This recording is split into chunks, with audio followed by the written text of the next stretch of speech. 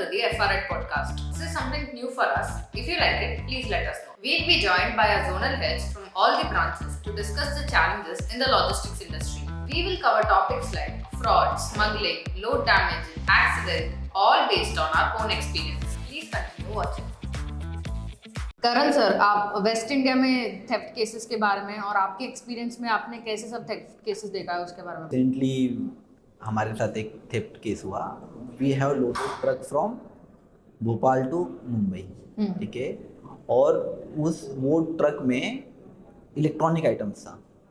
Okay, वो truck से around 3.5 lakhs का मटेरियल ट्रक से चोरी हो गया। It's include LED TV and mobile phone, laptops, ये सब थे। उसमें हमने एनालिसिस किया कि गाड़ी भोपाल से लोड हुई, ठीक है, भोपाल से लोड होके वो मुंबई आ रहे थे। ड्राइवर ने टोल से पहले 2 या 3 घंटे के लिए रिफ्रेशमेंट होने के लिए उसने गाड़ी को वहाँ खड़ा किया and again he started vehicle. उसने पीछे चेक नहीं किया, seal got broken not broken, उसने गाड़ी रोका। फिर जैसे 2-3 घंटे में रिफ्रेशमेंट हुआ उसका और वो वहाँ से निकल गया, गाड़ी स्टार्ट करके निकल गया। और जब अनलोडिंग पॉइंट पे पहुंचा, we found it there is no seal. तो हमें पता नहीं कि उसके अंदर सील कहाँ ब्रेक हुई। तो driver has inform to us, उसने ड्राइवर और ट्रक ओनर ने हमें इन्फॉर्म किया। हमने हमारा लड़का भेजा और कस्टमर को सामने बुलाया और गेट ओपन किया। देन हमें पता चला कि उसके अंदर मटेरियल शॉर्टेज है। हमें पता नहीं कितने का शॉर्टेज था। फिर वो शॉर्टेज हमने इमीडिएटली पुलिस को इन्फॉर्म किया। कैसे इन्फॉर्म किया? सी, हम पुलिस स्टेशन जाएंगे कैसे? See, we don't know where this incident happened. तो हमें करना क्या है? ये तो हो गया।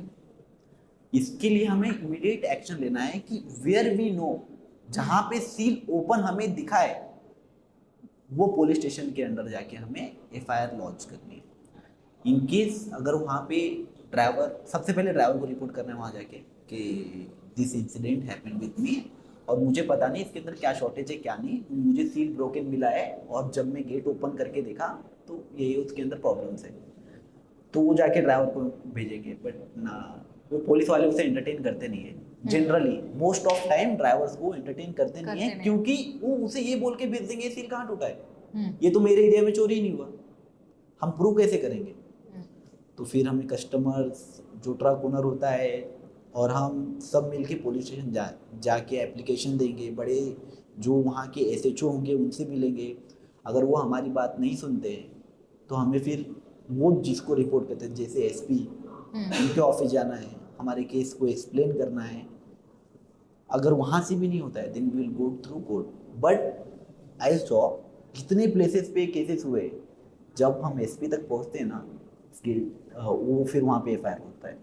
इन केस अगर हमने एफआईआर नहीं किया तो कस्टमर एफआईआर हम पे कर देगा। जो जिसका माल है वो हम पे एफआईआर करेगा। फिर हमें उसको कोर्ट में फाइट करना पड़ेगा हमें उससे। तो हमें सबसे पहले एफआईआर करना, इट्स वेरी वेरी इंपॉर्टेंट। अगर हमने एफआईआर नहीं किया है तो हम चोर है।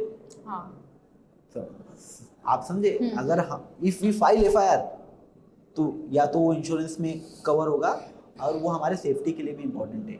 जैसे वो ड्राइवर, सबसे पहले चोरी केस में ड्राइवर को वो अंदर लेंगे, ड्राइवर को टॉर्चर करेंगे। अगर ड्राइवर ने सही से रिपोर्ट नहीं किया है तो, अगर ड्राइवर खुद पुलिस स्टेशन जा रहा है, ठीक है, तो वो ड्राइवर को खुद पुलिस साथ में लेगी। If FIR is registered, police खुद ड्राइवर को साथ में लेगी। वो कौन से रूट से आया है, कैसे गया है, उसके ऊपर पूरा एनालिसिस होगा और उस पर रिपोर्ट बनेगी। फिर पता चलेगा माल कहाँ चोरी हुआ है, ठीक है। तो first action plan is FIR. FIR के बाद हमें एफआईआर कॉपी लेके कस्टमर को सबमिट कर देना है। It's go to safe, insurance वगैरह के लिए वो चला जाएगा। और ये ना हो इसके लिए भी हमारे पास बहुत सारे रास्ते। ये इंसिडेंट कैसे हुआ, एक मैं आपको बताऊं। उसको वो जगह पता नहीं थी, उसने जो गाड़ी खड़ा किया वो अननोन प्लेस पे खड़ा किया। सबसे पहले ड्राइवर, अगर see we know MP is very risky area. कुछ इंडिया में रूट्स है जो बहुत रिस्की एरिया, जैसे एमपी, हमें एमपी को क्रॉस करना है रात में, तो चलती ट्रक में से चोरी हो जाता है। चलती ट्रक में से चोरी हो जाता है। ऐसे हम वीडियो देखेंगे जिसमें बहुत सारे वीडियो से जो रनिंग ट्रक में चोरी हो रहा है, तो उसे वहाँ पे बहुत ज़्यादा टेक केयर करना है। सेंट्रल लॉक लगाओ, सेंट्रल लॉक, डिजिटल लॉक लगाओ, बट डिजिटल लॉक थोड़ा एक्सपेंसिव है, बट सेंट्रल लॉक से हम 99% थेफ्ट केस को हटा सकते हैं। Central lock in sense of जो गाड़ी होता है ना, गाड़ी के नीचे से लॉक होता है वो, तो किसी और उस लॉक को अगर उसने ताले से लॉक किया ना, 100-200 रुपये का ताला आता है, अगर उससे उसने लॉक किया तो उतना नीचे जाके उसे तोड़ने के लिए उसको परफेक्ट ये नहीं मिलेगा कि परफेक्ट जजमेंट चाहिए उसे या परफेक्ट ग्रिप चाहिए उस पर वो मार के तोड़ सके, उसमें बहुत टाइम कंज्यूमिंग है। अगर जो सामने लॉक होता है ना, उसको तोड़ना बहुत ईजी है। सेंट्रल लॉक अगर है तो हम 99% अवॉइड कर सकते हैं थेफ्ट केस। कितनी गाड़ियां हैं जो रनिंग में सील टूट जाता है, ऊपर का गेट टूट जाता है, लेकिन अगर सेंट्रल लॉक में है ना तो उसका गेट ओपन ही नहीं हो पाता। एक सेंट्रल लॉक लगाओ, हाँ वो बहुत चीपेस्ट है, 1000 रुपये में वो मैक्सिमम 1000 रुपया लगेगा उसे वेल्डिंग करके हमें वो सेंट्रल लॉक लगाने में। और इन केस जैसे हम ज़्यादा एक्सपेंसिव मटेरियल कैरी कर रहे हैं, जैसे आईफोन्स कैरी कर रहे हैं, सैमसंग फोन्स या लैपटॉप, तो डिजिटल लॉक यूज करो। डिजिटल लॉक अनब्रेकेबल है, ठीक है। और अगर हमने सेंट्रल लॉक लगा दिया, हमें जैसे एमपी एरिया क्रॉस करना है तो हम लगा दिए, हम सेफ है, ये ऐसा नहीं है, ठीक है। हमें उस रोड को जानना है। अगर उस रोड को जानना है, हमें गाड़ी को वहीं पार्क करना है जो एरिया को हम जानते हैं। हमें अननोन प्लेस पे पार्क नहीं करना। हाँ, और हमें ऐसी पार्किंग में गाड़ी को खड़ा करना है जहाँ पे सीसीटीवी कैमरास हो, ठीक है।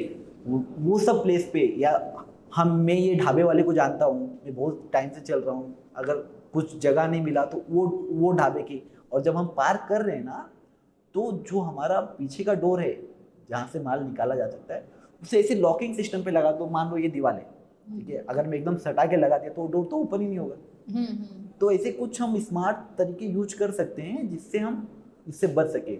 हमारी निग्लिजेंसी चोर को इन्विटेशन देती है कि आओ चोरी करो। अगर निग्लिजेंसी हटा दी तो चोर चोरी नहीं कर सकता। ओपन बॉडी में इसको कैसे प्रेजेंट कर सकते हैं? सी ओपन बॉडी में हमें रिस्की एरिया में ड्राइव नहीं करना, नाइट ड्राइव ही अवॉइड करना। अभी मैं सीसीटीवी के अंदर पार्किंग, पर जल्दी जाना चाहिए, माल भी जल्दी पहुंचाना चाहिए, कस्टमर प्रेशर कर रहा है, गाड़ी वाला प्रेशर कर रहा है करके उनको नाइट ट्रैवल करना ही पड़ता है। अभी मैं आपको बोलता हूँ, suppose vehicle got loaded from Bhiwandi. अभी एक गाड़ी ओपन ट्रक हमने भिवंडी से कोलकाता लोड कर दिया। जैसे वो नासिक क्रॉस करेगी ना, नासिक से लेके अमरावती या अकोला तक वो एरिया हमें मिलेगा, वो महाराष्ट्र में मिलेगा। अब नासिक से अमरावती, वो जलगांव वगैरह होके, तो वो एरिया हमें कवर करना ही है, ठीक है। तो सपोज रात में गाड़ी निकली है, हमें नासिक में लेके जाके खड़ी कर दो आप, ठीक है। अगर सुबह गाड़ी निकल रहा है तो आप रात में जहाँ तक कवर कर सकते हो कवर करो। चोरी वाला जो जगह है हमको वो दिन में ही कवर करना है उस जगह को। ओपन बॉडी में एक्सप्रेस सर्विस अगर कस्टमर डिमांड कर रहा है तो हमें मार्केट में कौन सा माल चोरी होता है, आपने कभी, मैं आपको ऑब्जर्व करके बताता हूँ, आज तक I have solved around more than 10 cases. आपको एक तो टायर चोरी मिलेगा, ठीक है, एक मेडिसिन और दूसरा इलेक्ट्रॉनिक आइटम। मार्केट में सबसे ज़्यादा चोरी होता है इलेक्ट्रॉनिक आइटम्स, सबसे ज़्यादा, कि वो उसे कोई भी खरीद सकता है। अगर एक चोरी का माल है, ठीक है, अभी आपको टीवी कोई दे रहा है, टीवी को वो एनीवन के एड्रेस है, आईपी एड्रेस है उसका, नहीं है। अगर 20,000 की टीवी अगर आपको कोई 5,000 में देगा तो आप क्या सोचोगे कि अरे मैं 1 साल भी यूज हुआ, I don't want warranty, its cover, ठीक है।